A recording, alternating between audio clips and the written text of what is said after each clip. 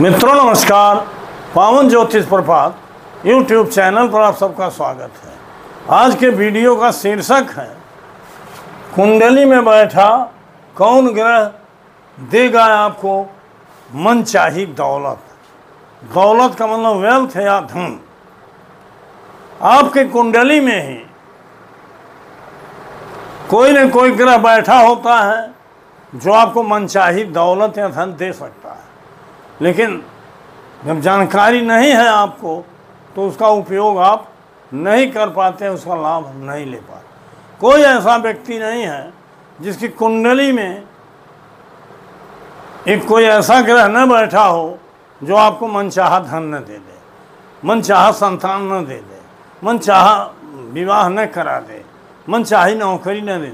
अर्थात कोई न कोई ग्रह ऐसा होता है जिसको पहचान करके आप उसका लाभ ले सकते हैं। आज के वीडियो का विषय यही है, डिजायर्ड वेल्थ। मनचाही दौलत का मतलब डिजायर्ड वेल्थ।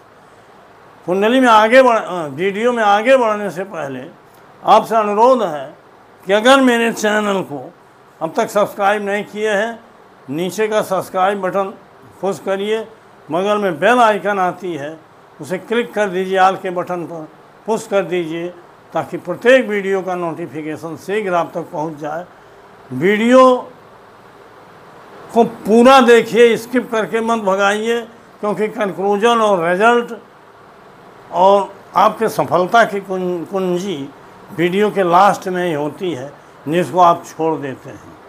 वीडियो पसंद आवे तो लाइक ज़रूर करिए, अधिकतम मित्रों को शेयर करिए और वीडियो के अंत में एक प्यारा कमेंट दीजिए, मैं उसका जवाब ज़रूर देता हूँ।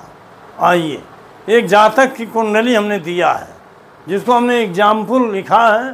जातक का नाम देना उचित नहीं होता है, तो यहाँ हमने एग्जाम्पल शब्द लिखा है, लेकिन कुंडली एकदम सही है। और मैं आपको बार बार बताया हूँ कि मैं कोई भी टॉपिक ऐसा नहीं देता हूँ जो मेरे अनुभूत सिद्धांतों पर आधारित न हो, और प्रायः हर वीडियो केपी के सिद्धांतों पर देता हूँ जो कि पूरी तरह से खरी उतरती है। तो आइए देखते हैं। इस जातक का डेट ऑफ बर्थ है 21/3/1981। टाइम ऑफ बर्थ है 9:25 AM। प्लेस ऑफ बर्थ है बासी, सिद्धार्थ नगर, यूपी, इंडिया। जी हाँ मित्रों, इस बर्थ डिटेल पर इस जातक की वृषभ लग्न की कुंडली बनी है। लग्न कुंडली यहाँ है, कस्प कुंडली यहाँ है। थोड़ा सा लिखने में ज़्यादा लंबा हो जाता है, ये नाते छोटी छोटी चक्र बनाया हूँ, लेकिन सब स्पष्ट बता रहा हूँ, आपके समझने के लिए पर्याप्त है। यहाँ वृषभ लग्न की कुंडली में से तो राशियाँ सीरियल से हैं, लेकिन यहाँ देखो कस्प कुंडली में 2 के बाद 3 3, फिर 4 के बाद 5 5 के बाद 7 7 के बाद 8 8 9, फिर 9 9 10, फिर 11 12 गायब, फिर 1। इस तरह से जब कस्प कुंडली बनती है, भाव कुंडली बनती है, भावारंभ निकाला जाता है, तो कई राशियाँ गायब हो जाती। ग्रह तो प्रायः जहाँ ही स्थान में थे वहाँ ही सब था। अब आपकी सुविधा के लिए केपी प्लैनेट्स सिग्निफिकेटर देता हूँ, जिनमें 9 ग्रहों के किन किन भावों के सिग्निफिकेटर हैं, उनकी भाव स्थिति, राशि स्थिति इसी से स्पष्ट हो जाती है। बार बार वीडियो दे के हमने आपको बताया है और भी डिटेल हमने दिया है। वर्तमान में इस जातक पर गुरु महादशा चल रही है 12 फरवरी 2014 से और 12 फरवरी 2030 तक। मतलब अभी 11 साल बीता है, अभी 5 साल बाकी है। और इसमें सूर्य की अंतर्दशा 26 अगस्त 2024 से 14 जून 2025 तक, इसी 14 जून तक थी, 4 दिन आज आगे हो। तो इसके पीछे रहस्य होता है, तभी जिन चीज़ों को मैं यहाँ लिखता हूँ उसकी कोई न कोई उपयोगिता होती है। और इसके अलावा मैंने यहाँ और भी कुछ सूचनाएं दी हैं, जिसको अभी डिटेल करूँगा। आपको बार बार हमने बताया है कि धन, संपदा, दौलत, वेल्थ और डिजायर्ड वेल्थ या लॉटरी का वेल्थ या कोई भी धन पर्याप्त मात्रा में तभी मिलता है जितना अधिकतम भावों का सिग्निफिकेटर होता है कोई ग्रह, किन भावों का? कुंडली के 6, 10, 11 और 2। कुंडली का 6वां स्थान, 10वां स्थान, 11वां स्थान और दूसरा 6, 10, 2, 11, जिसमें 6, 11 सबसे सर्वश्रेष्ठ होते हैं।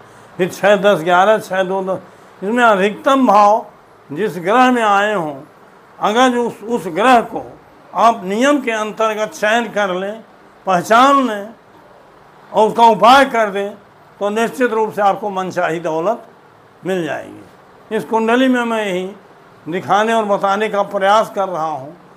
आपके भी कुंडली में इसी नियम से अगर आप तलाशोगे तो वो ग्रह मिल जाएगा, और उस नियमों का उपयोग करके, उस ग्रह का सहयोग लेकर के आप मनचाही दौलत ले सकते हैं। तो मित्रों, आइए हम केपी सिग्निफिकेटर्स को देखें। पहली चीज़ तो इस व्यक्ति पर गुरु की महादशा है, जो अभी 5 साल बाकी है। हमने बार बार बताया है, कोई ग्रह मिल भी जाए, बहुत से ग्रह होंगे जो धन देने वाले हैं, लेकिन जो महादशा से संबंधित नहीं हैं वो धन नहीं दे सकते, क्योंकि महादशा ही मेन होता है, सत्ताधीश होता है, शासक दल का नेता होता है, और बिना उसकी अनुमति के कुछ भी नहीं होता।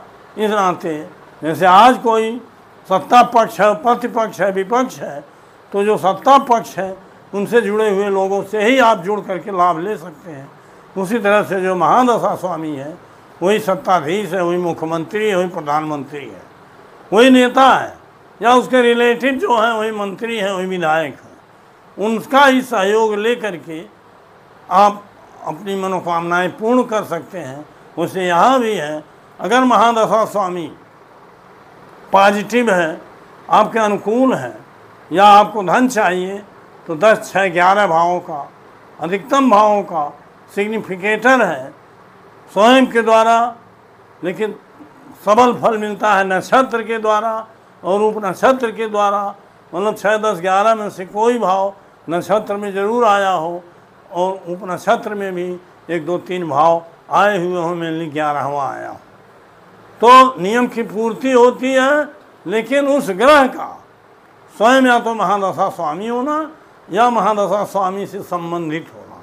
संबंधों को मैंने बार बार बताया, लेकिन फिर भी बता रहा हूँ, या तो महादशा स्वामी स्वयं हो, या महादशा स्वामी की ज्योति में कोई हो, उसकी दृष्टि में कोई हो, उसके राशि में कोई हो, उसके नक्षत्र में कोई हो, उसके उप नक्षत्र में कोई हो, उसके उप नक्षत्र में कोई हो। इस तरह से उसके संबंधों को देखिए, और जो ऐसा ग्रह होगा ज्योति दृष्टि के लिए अधिकतम 6 अंश लीजिए। अगर धीमी गति वाला कोई ग्रह है उसमें तो 6 अंश लीजिए, नहीं शीघ्र गति वाले ग्रहों के लिए केवल 4 अंश लिया जाता। अगर इस नियम का पालन आप करेंगे और उस ग्रह को चुन लिए, तो आपका कायाकल्प हो जाएगा, आपकी मनोकामना पूर्ण। और जिस कार्य के लिए उस ग्रह को चुन रहे हैं, अगर उसमें वो वांछित भाव हैं नियमों के अधीन, तो निश्चित रूप से आपकी मनोकामना पूर्ण ही होगी। आज यहाँ चूँकि मनचाही दौलत का विषय है, तो उस ग्रह में 10, 6, 11 और 2 भाव होना चाहिए। अब देखिए बृहस्पति। देखिए बृहस्पति की महादशा चल रही है, सूर्य की अंतर्दशा। सेकंड भाव धन स्थान का उप नक्षत्र स्वामी है जो सूर्य है। अभी हम सूर्य में भाव को देखिए, उसमें अगर सेकंड भाव नहीं बता रहा धन की स्थिति, तो महादशा अंतर्दशा कोई ग्रह कितना भी बतावे तो गरीबी नहीं छोड़। इस व्यक्ति की भी 2014 से अंदर की गुरु की दशा है, गरीबी नहीं छोड़ रही थी, लेकिन शुक्र की अंतर्दशा, बृहस्पति में शुक्र की अंतर्दशा खत्म होने वाली थी, तभी मेरे पास आया था और इसको मैंने उचित ग्रह का चुनाव किया। किसका? सूर्य का। अन्य ग्रहों को भी मैंने देखा, पहले तो मैंने देखा बृहस्पति को। देखिए यहाँ पहले तो सूर्य द्वितीय भाव का उप नक्षत्र स्वामी है। सूर्य में देखिए 11 और 5, स्वयं में 11 आ गया। शनि उसका नक्षत्रेश है, इसमें 5, 10, 11 मतलब 10, 11 और 11 होंगे। नक्षत्र के माध्यम से 10, 11 मिला, तो सूर्य में देखिए इसका उप नक्षत्र स्वामी बुध है। बुध में 10 2 6 मिल गया, अर्थात उपनिषद स्वामी में 2 6 मिल गया, 10 11 यहाँ 11 यहाँ, सब कुछ मिल गया सूर्य में। और दशा किसकी है? बृहस्पति की है। देखिए बृहस्पति की राशि में सूर्य है, यहाँ देखिए मीन में। बृहस्पति की दृष्टि में सूर्य है, यहाँ देखिए बृहस्पति यहाँ सूर्य है, अंशात्मक दृष्टि 6 अंश से कम है। और बृहस्पति के उप नक्षत्र में भी सूर्य है, था 3 प्रकार से सूर्य संबंधित है। सूर्य द्वितीय भाव का उप नक्षत्र स्वामी भी है और सूर्य में अच्छे भाव भी हैं। सूर्य के बाद यहाँ देखिए मंगल, इसमें चंद्रमा में कोई अच्छे भाव नहीं, आप देख लो। मंगल में 11 5 10 11 6 भी है, मंगल भी ठीक है। बुध में भी कुछ नहीं है, बृहस्पति में स्वयं में कुछ नहीं है, बहुत कम है। बृहस्पति की दृष्टि वही 11वें भाव पर है, नहीं तो वो भी कोई प्रकाश की एक किरण थी।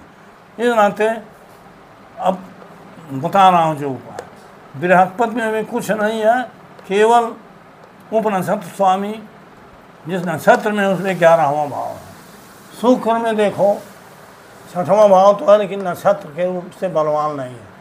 शनि में भी कुछ है, लेकिन नक्षत्र के माध्यम से 6 10 11 नहीं है।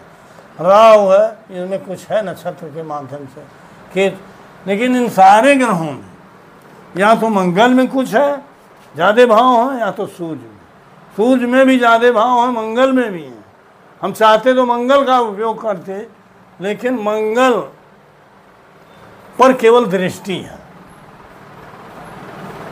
और मंगल भी बृहस्पति के राशि में है। देख लो, मंगल भी बृहस्पति के मीन में है, लेकिन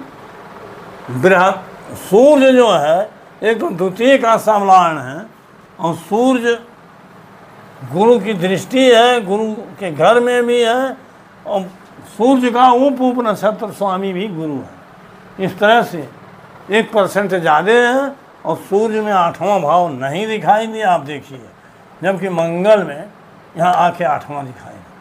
तो इन विषयों को सोच करके हमने सूर्य को चुना और उसको बताया जल्दी करो, सूर्य की अंतर्दशा आने वाली है, मनचाहा धन मिलने वाला है। और भी इसमें योग हैं, तृतीय भाव का भी उपनक्षत्र स्वामी सूर्य है और वो इतना स्ट्रांग है कि आकस्मिक धन, इनाम का धन, लॉटरी धन, मित्र से धन, क्योंकि 11वें सब बैठे हैं।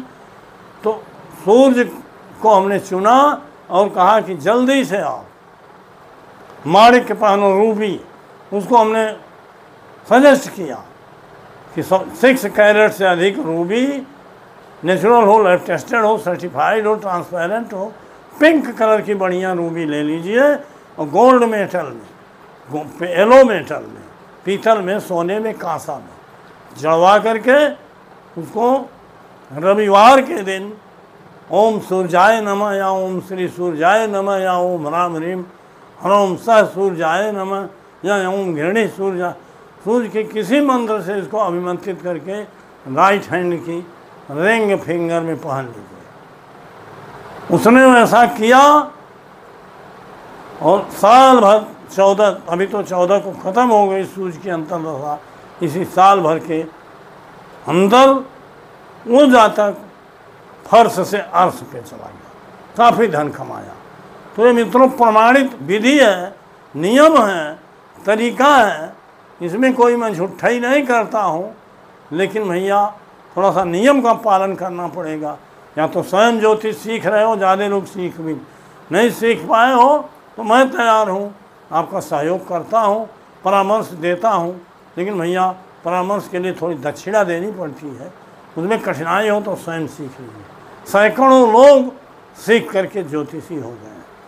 तो वीडियो लंबा न हो, इस नाते आज का टॉपिक ही समाप्त करता हूँ। पुनः 2-3 दिन बाद मिलूँगा, पुनः 2-3 दिन बाद नए वीडियो के साथ मिलूँगा। तब तक के लिए आज का टॉपिक बंद करता हूँ।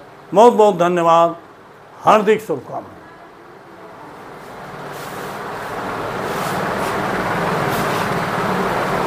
नोट करिए।